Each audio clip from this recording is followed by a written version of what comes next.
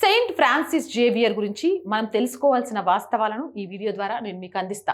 ప్రతి హిందువుకు చేరేదాకా ఈ వీడియోని షేర్ చేయండి. ఇప్పటివరకు ఎవరైనా ఛానల్ని సబ్స్క్రైబ్ చేయకుండా ఉంటే వెంటనే సబ్స్క్రైబ్ చేసుకోండి. భారతదేశంలో సెయింట్ ఫ్రాన్సిస్ జేవియర్ పేరుతో కనీసం 230కి పైగా విద్యా సంస్థలు ఉన్నాయి. జేవియర్ని అపోస్టాల్ ఆఫ్ ది ఇండీస్ అంటే భారతీయ ప్రాంతాలకు అపోస్తలుడు అని భక్తితో కొలుస్తారు. కానీ మన భారతీయులకు ఆయన గురించి ఉన్న అస్సలు నిజాలు తెలియవు. చరిత్రలో జేవియర్ చిత్రం 16వ శతాబ్దపు పోర్చుగీస్ మిషనరీల కృషిని క్యాథలిక్ రచనలు తరచుగా ఒక గొప్ప వీరోచిత ప్రయత్నంగా అభివర్ణిస్తాయి. క్రైస్తవ మతాన్ని వ్యాప్తి చేయడానికి, ప్రాణాలను రక్షించడానికి, స్థానికులను క్రైస్తవ మతంలోకి తీసుకురావడానికి వచ్చిన సాధువుల కృషిగా వీటిని చిత్రీకరిస్తారు.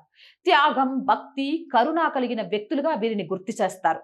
ఇందులో భాగంగానే గోవాలో సెయింట్ జేవియర్ అత్యంత ఉన్నతమైన స్థానంలో ఉన్నారు. అక్కడ ఆయన అవశేషాలు పోర్చుగీస్ క్రైస్తవ వారసత్వానికి ప్రతీకగా ఉన్నాయి. అసలు జేవియర్ రాసిన లేఖలలో ఏముంది అంటే, the life and letters of Saint Francis Xavier వంటి పుస్తకాలలో ఉన్న ఆయన లేఖలు ఆయనను ఒక వినమ్రమైన ప్రబోధకుడిగా చూపించవు. బదులుగా ఆయన హిందూ మతం మరియు సంస్కృతి పట్ల తీవ్రమైన అసహ్యం, జాతి వివక్ష, రాజకీయ అధికారాన్ని ఉపయోగించిన బలవంతపు మత మార్పిడికి సిద్ధపడిన వ్యక్తిగా కనిపిస్తారు. ఆయన హిందూ దేవాలయాలు, విగ్రహాలు, ఆచారాలను మతపరమైన భిన్నాభిప్రాయాలుగా కాకుండా నిర్మూలించాల్సిన దుష్టాబద్ధాలుగా చూశారు. ఇక హెన్రీ జేమ్స్ కోల్రిడ్జ్ సంపాదకత్వంలో ప్రచురితమైన ఆయన లేఖలలో హిందూ విగ్రహాల గురించి ఏం రాశారో తెలుసా? భారతీయులు నల్లగా ఉంటారు కాబట్టి వారు తమ దేవుళ్ళు కూడా నల్లగా ఉంటారని నమ్ముతారు. వారి విగ్రహాలు నల్లగా ఉండడమే కాకుండా నూనె పూసి ఉండడం వల్ల అసహ్యకరమైన వాసన వస్తాయి. అవి చూడ్డానికి మురికిగా, వికారంగా, భయంకరంగా ఉంటాయి. ఇది కేవలం మతపరమైన విభేదం కాదు. ఇది శతాబ్దాల నాటి హిందూ సంస్కృతి పట్ల ఉన్న జాతి వివక్షతతో కూడిన అసహ్యం. జేవియర్ బ్రాహ్మణులపై అత్యంత కఠినమైన ద్వేషాన్ని ప్రదర్శించారు. హిందూ సమాజం, దేవాలయాల పూజ విధానాలు మరియు ఆచారాలను బ్రాహ్మణులు కాపాడుతున్నారని గ్రహించిన ఆయన వారిని అడ్డుగా భావించారు. వారిని చీడపురుగులు వంటి దుర్మార్గమైన అబద్ధాలు మరియు మోసాలతో నిండిన జాతి అని పిలిచారు. బ్రాహ్మణులు లేకపోతే ఈ అజ్ఞానులైన ప్రజలందరూ మన మతాన్ని స్వీకరించేవారని ఆయన లేఖల్లో రాశారు.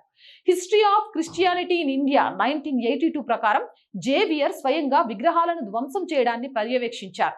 ఎవరైనా విగ్రహాలను తయారు చేస్తే వాటిని వేల ముక్కలుగా పగలగొట్టేవారు. క్రైస్తవుల ఇంట్లో విగ్రహ ఆరాధన కనిపిస్తే ఆ గుడిసెను తగలబెట్టేవారు. మలాబర్ తీరంలో కూడా ఇదే విధ్వంసాన్ని కొనసాగించారు. గ్రామస్తులు తమ సొంత దేవాలయాలను తామే కూల్చివేస్తుంటే తాను ఎంతో ఆనందించానని ఆయన లేఖల్లో పేర్కొన్నారు. పోర్చుగీస్ సైనిక శక్తి అండతో స్థానికులు భయంతో ఈ పనులకు తలవంచాల్సి వచ్చింది. ఇక 1545 మే 16న పోర్చుగల్ రాజుకు రాసిన లేఖలో జేవియర్ భారతదేశంలో హోలీ ఇన్క్విజిషన్ ఏర్పాటు చేయాలని డిమాండ్ చేశారు. క్రైస్తవ మతంలో మారిన వారిపై, ఇతర మతాల వారిపై నిఘా పెట్టడానికి, భయం సృష్టించడానికి ఇది అవసరమని ఆయన భావించారు. ఇది కేవలం బోధన కాదు, అణచివేతకు ఒక యంత్రం. ఆ తర్వాత 1560లో గోవా ఈక్విజేషన్ అమల్లోకి వచ్చింది. ఇది శాంతియుత సహజీవనం కంటే బలవంతపు అమలుకే ప్రాధాన్యతనిచ్చింది. జేవియర్ గురించి ప్రచారంలో ఉన్న సాధువు అనే ముసుగును తొలగించి ఆయన లేఖల్లోని వాస్తవాలను చూడాలి. భారతదేశం పట్ల, హిందూ సంస్కృతి పట్ల ఆయన అనుసరించిన క్రూరమైన మరియు వివక్షపూరిత విధానాలను మనం గుర్తించాల్సిన సమయం ఆసన్నమైంది. ఈ చరిత్రను మనం కప్పిపుచ్చకూడదు. Jai Hind, Jai Bharat. And more videos కోసం our group of channels, our voice, our political, our Sanskriti ఛానల్స్ని వెంటనే సబ్స్క్రైబ్ చేయండి. అలాగే కంటెంట్ బాగుంది అనిపిస్తే లైక్ చేయండి, షేర్ చేయండి. ఆర్థికంగా ఆర్ వాయిస్కి చేయుతగా నిలవండి. ఆర్థికంగా సపోర్ట్ చేయాలి అంటే సబ్స్క్రిప్షన్ పక్కనే జాయిన్ అనే బటన్ ఉంది. 1 to 5 లెవెల్స్ ఉన్నాయి. ఏదో ఒక లెవెల్లో సపోర్ట్ చేయండి. లేదా స్క్రీన్ మీద గూగుల్ పే, ఫోన్ పేతో పాటు అకౌంట్ డీటెయిల్స్ ఇచ్చాను. మీకు తోచిన సహాయాన్ని అందించండి. వ్యాపార ప్రకటనల కోసం 8328 500 576 నెంబర్ని సంప్రదించండి. జై హింద్, జై భారత్.